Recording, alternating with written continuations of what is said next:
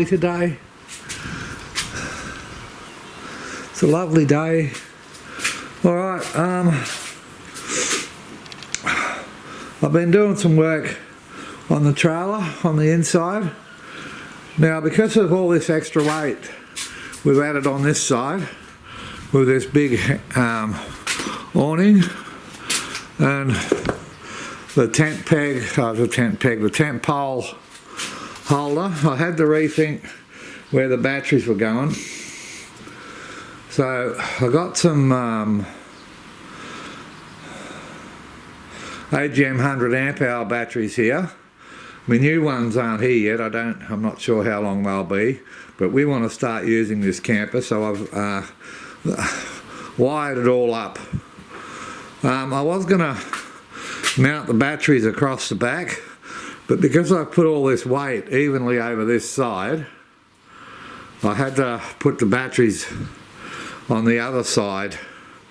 I'll show you how I did that. I'll just open this up.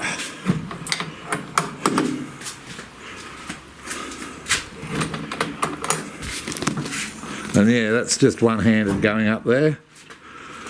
Alright. Okay.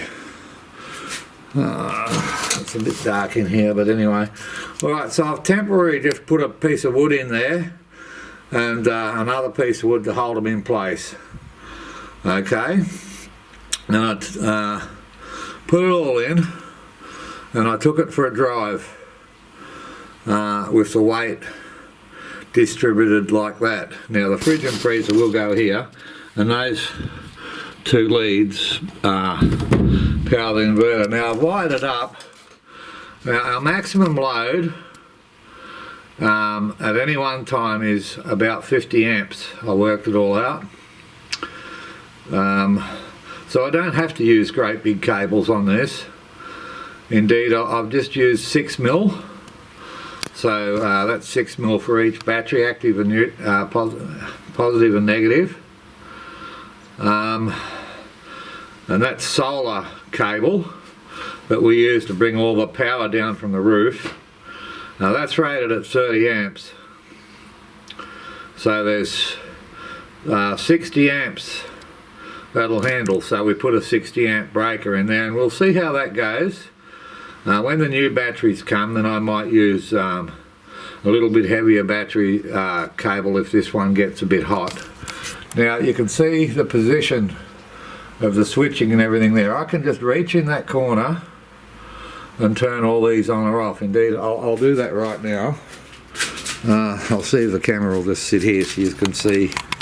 You're going to get washed out. Let's sit it in here. Okay. I've just got to walk around. I just simply, I can reach the emergency switch. I can reach everything here. But we just simply turn the batteries on first. Then the solar panels. There won't be much solar, of course, because we're right underneath the carport here. Alright.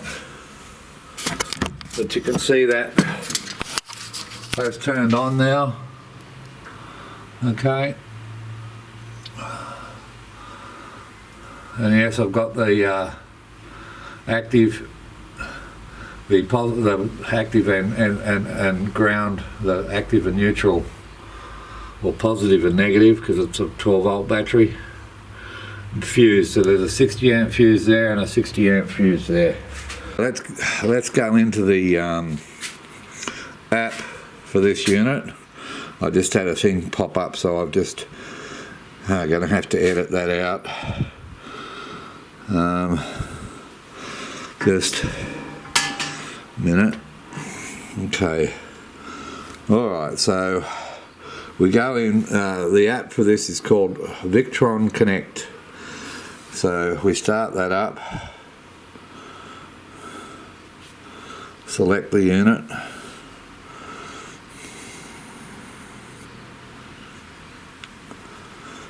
and you can see indeed we do have a few volts. We got 0.2 amps going in, okay, but I mean that's not too bad considering where this solar panel is. Okay, it's right underneath the veranda.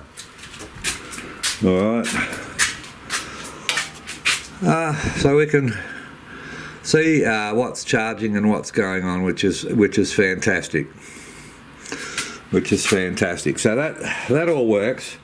I took it for a long drive yesterday on some sealed roads and some very gravelly dirt roads to see how it handled, if it swayed or anything like that. And it absolutely stayed behind the vehicle beautifully. So the balance is about right where those batteries are now. You can see I've left a gap there. Indeed, they're sitting, if I just lift this camera straight up like this, you can indeed, the first battery is sitting right on the wheel and the second battery is just forward of the wheel. So the balance is absolutely beautiful at that. So it looks like that's where the batteries are going to go. And of course the fridge and freezer will just come in here and go to their tie down straps. You can see one just there and another one just there, one there and one there.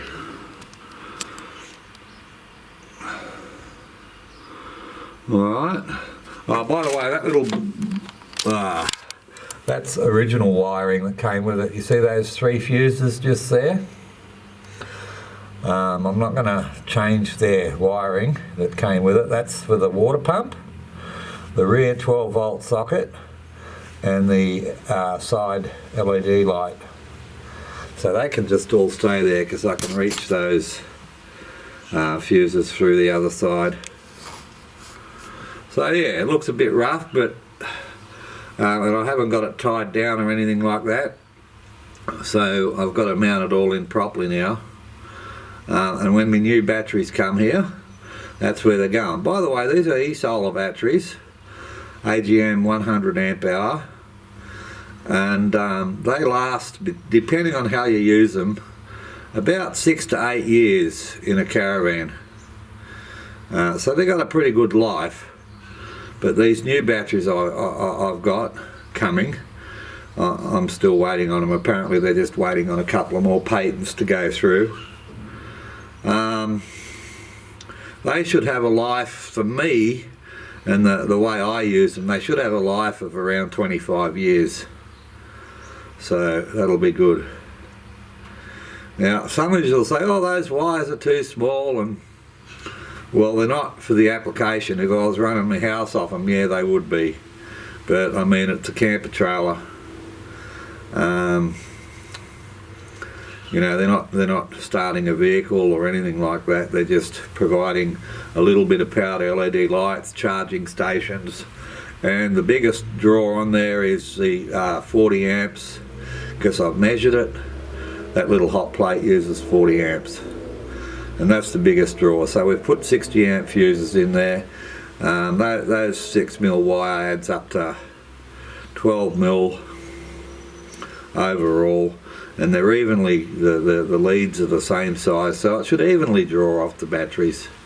So I'm pretty happy with that. And of course then we've got the other monitor.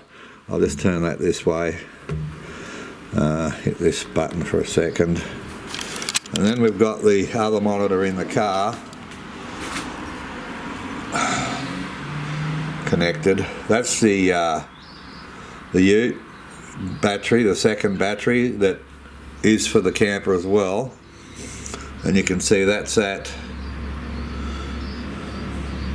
13 volts.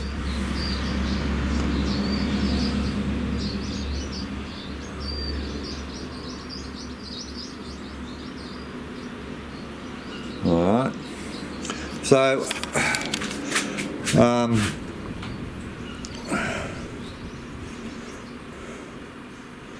oh, we don't want to go in there, that's for me easy drive there. Okay, oh, I don't know what it was doing then. There is a warning I want to give okay, while I'm here. If you're using genuine Victron gear, you can use their app. One of my subscribers got upsold on a deal, and I wouldn't call it upselling, but anyway, and he bought a clone. Now they look exactly like the Victrons, only they're Function or something, I don't know the name, and he put the app on, and of course as soon as you put this app on, it updates the software in the charge controller, and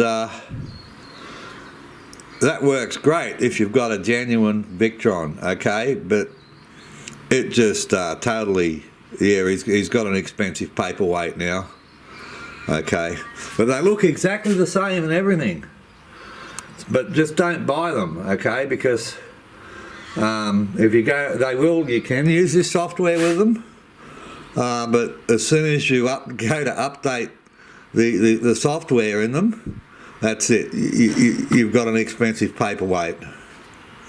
So that's a little bit of a warning about the clones, okay? Attack of the clones. Anyway, I'm happy with that, so I'll get to and make a better holder for that now, because I just wanted to do it quickly in wood to test it all, see if it all fitted, and it all fits there. The trailer's balanced there, because there's a lot of weight, you know, up there. Because that annex, well, you saw how big that awning is. It's monstrous, and then there's 4 aluminium poles and I think 5 or 4 slide-out poles or something in there that are steel. So there's a lot of weight there. And yeah, that leveled it out. Absolutely beautiful. But you have to keep all that in mind when you're building a trailer, okay? You have to work your weights out and keep the vehicle balanced. I'm hoping to end up with around 150 kilo tow hitch weight, which will put a nice bit of forward weight on the tow hitch. That'll make sure the trailer doesn't go wiggly waggly behind the vehicle. There was, I tell you, we were coming home on Friday.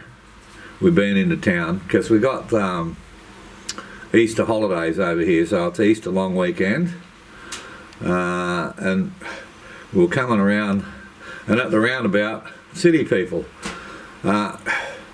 He had his Toyota Hilux dual cab, and the back was loaded up, the roof was loaded up. He had a tent, one of those campers on the roof racks, okay, rooftop camper. He had the back chock-a-block full. He had a couple of jerry cans of water and fuel up on top. And he's on his side at the roundabout, okay? So he's come into the roundabout and tipped it over because he's too top heavy. Unfortunately, that accident will go down as a country accident, even though it was done by a stupid city person. I don't know, you know, the police really want to look at vehicles like that. They should all have a, you know, at the end of the freeway or in the middle of the freeway, they should just pull vehicles over, you know, and put them on the scales and fine them the same as they do with the trucks. All right, simple as that, because that was a young family with a little baby. Thankfully they were all okay, because it was only a low speed accident. He'd just gone around the corner and just bloop, flopped on his side. If it had happened when he was doing 100 k's on one of the country roads, well, that would have been it, you know. Yeah. So drive safe, everybody. Don't overload your vehicles. You know, I think, you know, your roof is made for keeping the rain out, and you can store just surfboard or something on there, or a push bike, It's not made for, you know, carrying, you know, 2 tons of gear. Yeah. Alright, anyway, that's it from me. Keep safe over the Easter holidays. Bye for now.